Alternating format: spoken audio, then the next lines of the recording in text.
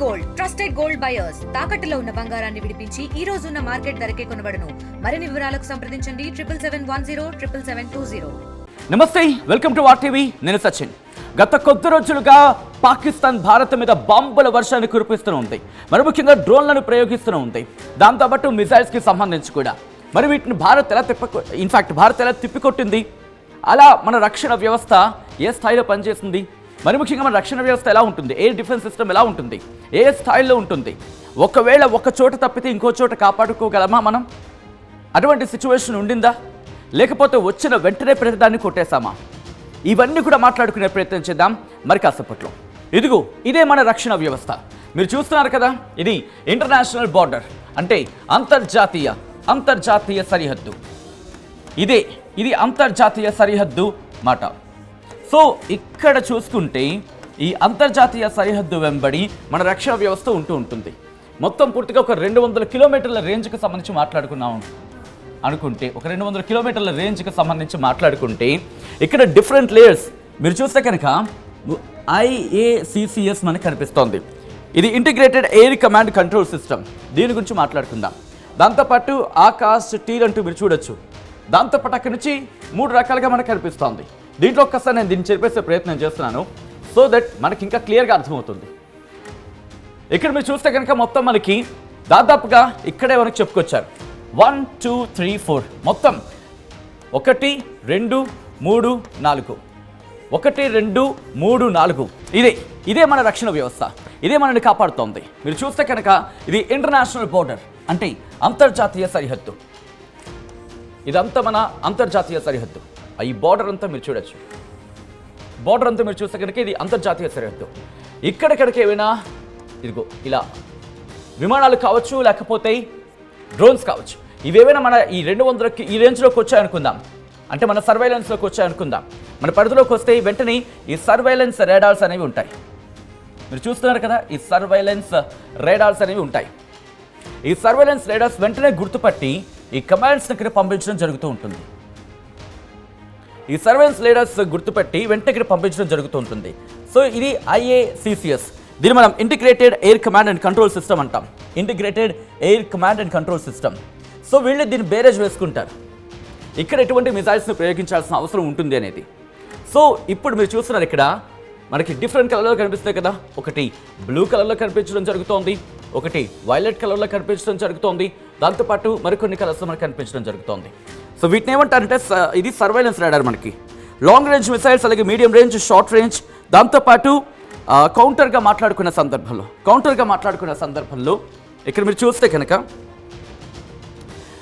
చాలా చిన్నగా మనకు కనిపిస్తున్న ఈ డ్రోన్స్ను ఉపయోగించడం జరుగుతూ ఉంటుంది. సో ఇదిగోండి ఇలా ఇక్కడ ఒకటి చూడొచ్చు మనం. సో ఇక్కడ ఒకటి మనం చూడొచ్చు. ఈ కౌంటర్ డ్రోన్స్ అంటారు వీటిని. సో వీటిని ఉపయోగించడం జరుగుతూ ఉంటుంది. అసలు వీటిని ఎలా ఉపయోగిస్తారు అనేది ఒకసారి చూసే ప్రయత్నం చేద్దాం. వీటిని ఎలా ఉపయోగిస్తారంటే కనుక, ఫస్ట్ మనం మాట్లాడుకున్నట్టుగా అప్పుడప్పుడు ఇక్కడ మీరు చూస్తే కనుక ఇదిగోండి, ఇదొక డ్రోన్ కావచ్చు, లేకపోతే ఎయిర్ క్రాఫ్ట్ కావచ్చు, మన పరిధిలోకి ఈ రాడార్ పరిధిలోకి వచ్చింది అనుకుందాం. ఇది వెంటనే గుర్తుపట్టి మన సర్వైలెన్స్ రాడార్స్ ఇక్కడ మన కమాండ్ సిస్టమ్కి పంపించడం జరుగుతూ ఉంటుంది.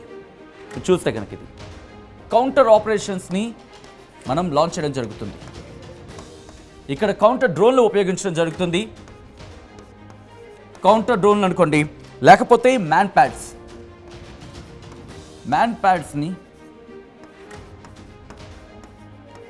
ప్యాడ్లను మనం ఉపయోగిస్తాం.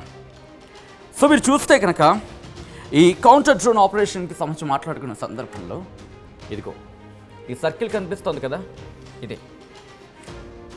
ఈ సర్కిల్ కౌంటర్ డ్రోన్ ఆపరేషన్స్ ముందు ప్రారంభిస్తాం. సో మ్యాన్ ప్యాడ్స్ కావచ్చు, లేకపోతే కౌంటర్ డ్రోన్ ఆపరేషన్స్ ముందు మనం ప్రారంభిస్తాం. సో ఇక్కడ మీరు చూసుకుంటే మొత్తం 4 లేయర్స్గా ఉంటూ ఉంటాయి. సో డైరెక్ట్గానే ముందు డ్రోన్స్ని వదిలేస్తామా? సో అక్కడ సిచ్యువేషన్ బేస్ చేసుకొని మన కమాండ్ సిస్టమ్ అనేది పనిచేస్తుంది. అక్కడ పరిస్థితిని అర్థం చేసుకోండి. ఆ పరిస్థితిని అర్థం చేసుకొని సపోజ్ ఒక వేవ్లో వచ్చాయి అంటున్నారు. ఇందాలో వచ్చినప్పుడు ఇలా వేవ్లో వచ్చాయి ఈ డ్రోన్స్ అన్నీ కూడా అంటున్నారు. అప్పుడు ఏం చేస్తారు, పరిస్థితిని బట్టి మన ఆపరేషన్స్ మొదలవుతాయి. ఇక్కడ మొత్తం 4 లేయర్లు ఉంటాయి. మొదటి లేయర్ కౌంటర్ డ్రోన్ లేదా మ్యాన్ ప్యాడ్స్. క్లియర్గా అర్థమైపోతుంది మనకి ఇక్కడే. కౌంటర్ డ్రోన్స్ లేదా మ్యాన్ ప్యాడ్స్ను ఉపయోగిస్తారు ఇక్కడ. వాటిని ఉపయోగించి ముందుగా వచ్చిన డ్రోన్ని పేల్ చేస్తారు. డ్రోన్ పేలిపోయింది అనుకుందాం.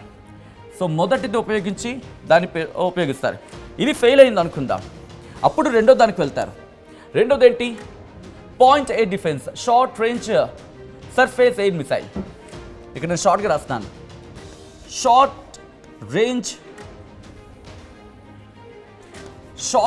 రేంజ్ సర్ఫేస్ మిసైల్ని ఉపయోగిస్తారు.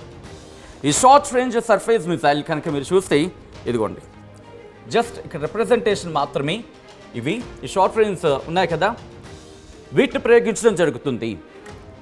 అంటే వాటిని ప్రయోగించి ఆ వచ్చే డ్రోన్స్ని కావచ్చు, లేకపోతే ఆ యుద్ధ విమానాలు కావచ్చు, ఎయిర్క్రాఫ్ట్ని కావచ్చు, పేల్చేస్తారు. ఇక్కడ కూడా మనం తప్పింది అనుకుందాం. అప్పుడు మూడో అడుగుకి వెళ్తాం మనం. ఇదైపోయింది. సపోజ్ ఇక్కడ తప్పించుకుంది అనుకుందాం, ఇక్కడికి వస్తుంది.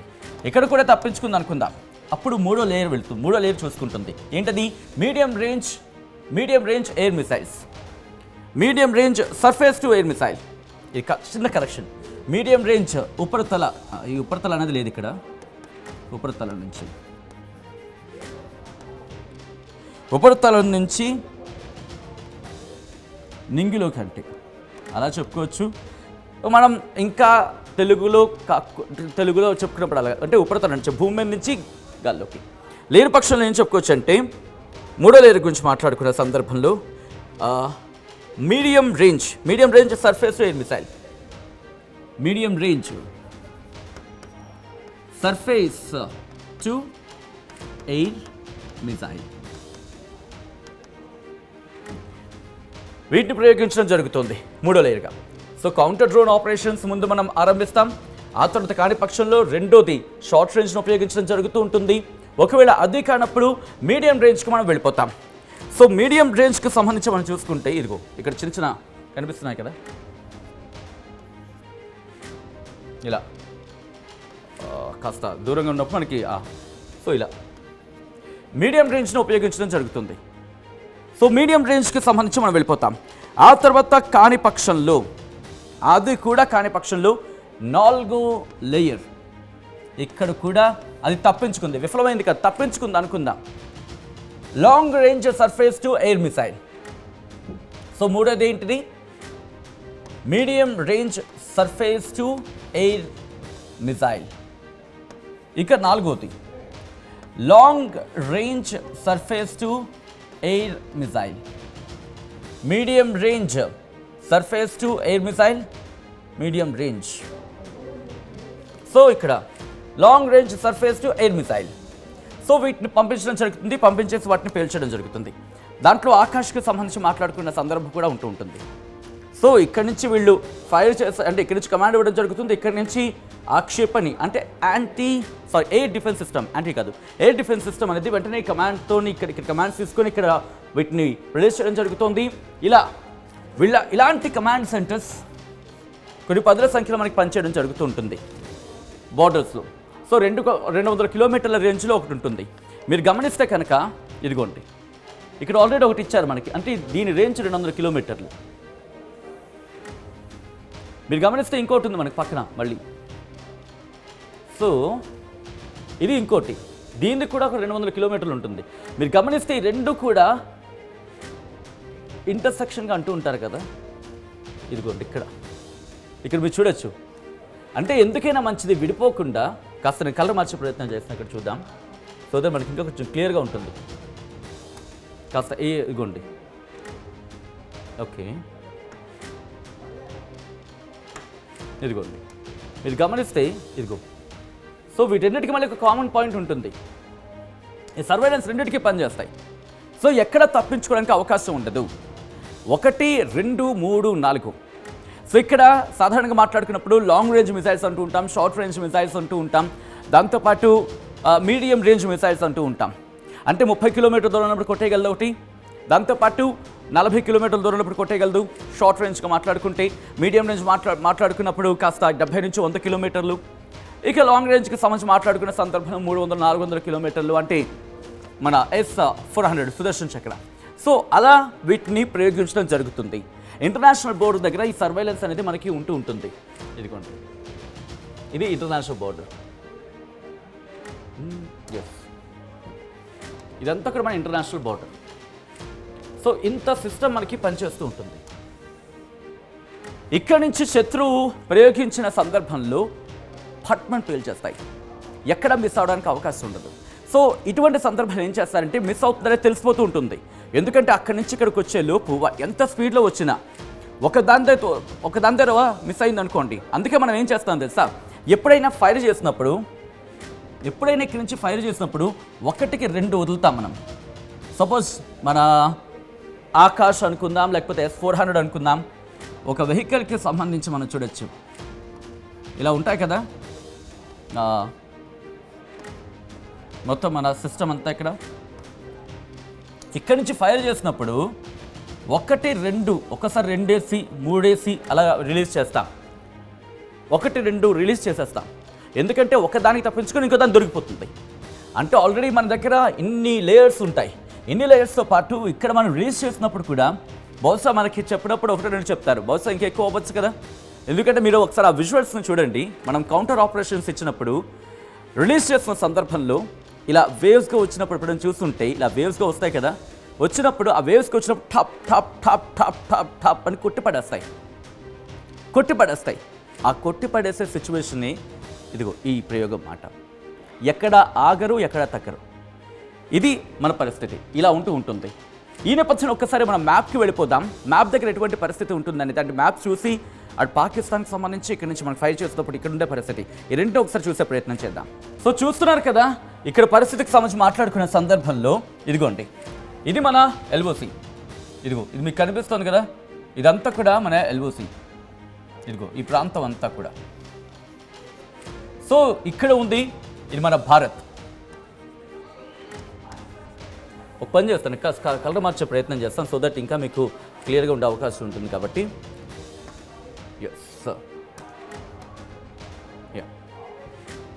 ఇది మన భారత్ అంటే ఇండియా.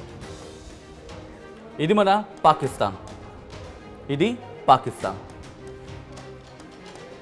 సో ఇక్కడి నుంచి వీడు దాడి చేసే క్రమంలో ఇక్కడ మనం మాట్లాడుకున్న సందర్భంలో ఇది జమ్మూ కాశ్మీర్, దాంతోపాటు ఇది లదాఖ్, దాంతోపాటు ఇది POK, ఇది అక్సాచిన్,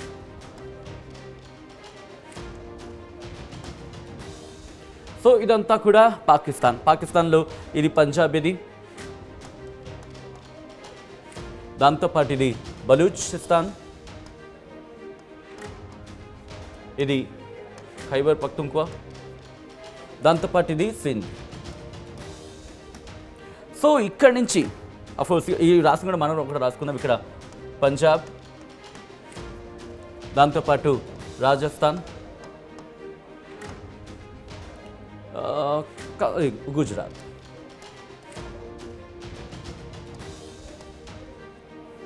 సో ఇక్కడ మాట్లాడుకున్న సందర్భంలో రాజస్థాన్, గుజరాత్. ఇక్కడి నుంచి పాకిస్తాన్ కనుక ప్రయోగించింది అనుకుందాం, LOC దరిదాపులోనే ఉంటుంది మనకి ఇంటర్నేషనల్ బార్డర్ కూడా. కాబట్టి ఇక్కడి నుంచి ప్రయోగిస్తే ఈ 4 లేయర్లు అనుకున్నాం కదా, ఇదిగోండి ఈ 4 లేయర్లు అనుకున్నాం కదా, ఈ 4 లేయర్లో మొత్తం మనకి ప్రొడక్షన్ అనేది ఉంటుంది. ఇదిగోండి మొత్తం 4 లేయర్లు. ఒక్కసారి చూసుకోండి, ఏదైనా దాడి జరగాలంటే కనుక వీళ్ళు ఒకవేళ ప్రయోగించాలనుకోండి కనుక, అంటే ఇక్కడ నుంచి ఒక డ్రోన్ ఒక మిసైల్ వచ్చింది అనుకుంటే ఈ 4 లేయర్ల ప్రొటెక్షన్ మనకు ఉంటుంది. అంటే వాటిని గాల్లోనే పేల్చేయడం జరుగుతూ ఉంటుంది. ఒకవేళ అది జరిగిన తర్వాత ఏమవుతుంది, మనం కూడా ప్రతిదాడి చేయడం జరుగుతూ ఉంటుంది. ఇవన్నీ కూడా వితిన్ సెకండ్స్లో క్యాలిక్యులేషన్కి వస్తాయి. ఇక్కడికి ఇది వచ్చిందనుకోండి, ఫస్ట్ సర్వేలెన్స్ రాడార్ గుర్తుపట్టేస్తుంది. సర్వేలెన్స్ రాడార్ గుర్తుపట్టిన తర్వాత డ్రోన్స్తో మనం అటాక్ చేయడం జరుగుతుంది. డ్రోన్స్ కావచ్చు, లేకపోతే మ్యాన్ ప్యాడ్స్ కావచ్చు. దాని నుంచి తప్పించుకుంది అనుకోండి, ఇదిగోండి దాని నుంచి తప్పించుకుంటే మనకి కౌంటర్ డ్రోన్కి మాట్లాడుకున్నాం. ఆ తర్వాత షార్ట్ రేంజ్కి సంబంధించి కొట్టేయడం జరుగుతుంది. ఆ తర్వాత medium range, short range, medium range, long range, ఈ 3 రేంజ్లో మనం కొట్టిపడేస్తాం. కాబట్టి దాదాపుగా మనం చూసుకుంటే S-400 గురించి మాట్లాడుకున్న సందర్భంలో ఒక్కటంటే ఒక్క మిసైల్ కూడా 100% స్ట్రైక్ కొట్టామని చెప్పి మనం మాట్లాడుకుంటూ ఉన్నాం. సో ఇటువంటి సిస్టమ్ని మనం డెవలప్ చేయడం జరిగింది. ఇటువంటి సిస్టమ్తోనే మనం అటు పాకిస్తాన్ని ధీటుగా ఎదుర్కొన్నాం. ఇది నేను చెప్తున్న మాట కాదు, ఇది మన బలగాలు, సశస్త్ర బలగాలు చెప్తున్నాయి, మన ఎయిర్ ఫోర్స్ చెప్తున్న మాట. సో ఈ సిస్టమ్ని ఉపయోగించి మనం పాకిస్తాన్ డ్రోన్స్ని పేల్చేసాం, పాకిస్తాన్ విమానాన్ని రాకుండా కాపాడుకోగలిగాం. అట్ ద సేమ్ టైం ప్రతిదాడి కూడా చేయగలిగాం. ఈ డిఫెన్స్ సిస్టమ్ చూసి వాళ్ళు షాక్ అయిపోయారు. ఏమన్నారు మన వాళ్ళు? మరి ముఖ్యంగా వేవ్స్గా పంపించారు. అలా పంపించినప్పుడు అలా కన్ఫ్యూషన్ లేకుండా వచ్చిన వాటిని వచ్చినట్టుగా ఢీకొట్టేశారు. ఇదిగో ఇక్కడ. కాబట్టి ఇటువంటి టెక్నాలజీతో ముందుకు వెళ్తున్నామంటూ కూడా చెప్పుకొచ్చిన పరిస్థితి. సో మొత్తంగా అయితే మాత్రం పాకిస్తాన్ని భారత్ గట్టిగా ఢీకొట్టింది. ఎదురుదాడి కూడా అదే తీవ్రమైన స్థాయిలో ఇచ్చింది. ఇలా ఇచ్చింది కాబట్టి ఈరోజు పాకిస్తాన్ తోక ముడిచింది, కాళ్ళబేరానికి వెళ్ళింది. ఈ బలం చూసి భయపడింది, ఈ బలం చూసి ఢీలా పడింది. మొత్తంగా కాళ్ళబేరానికి వెళ్ళింది అమెరికాకి సంబంధించి. దీని మీద మీ అభిప్రాయం ఏంటి? కమెంట్ చేయండి. ఇండియా పాకిస్తాన్ ఉద్రిక్తతలపై లేటెస్ట్ అప్డేట్స్ కోసం డౌన్లోడ్ చేసుకోండి RTV లైవ్ యాప్.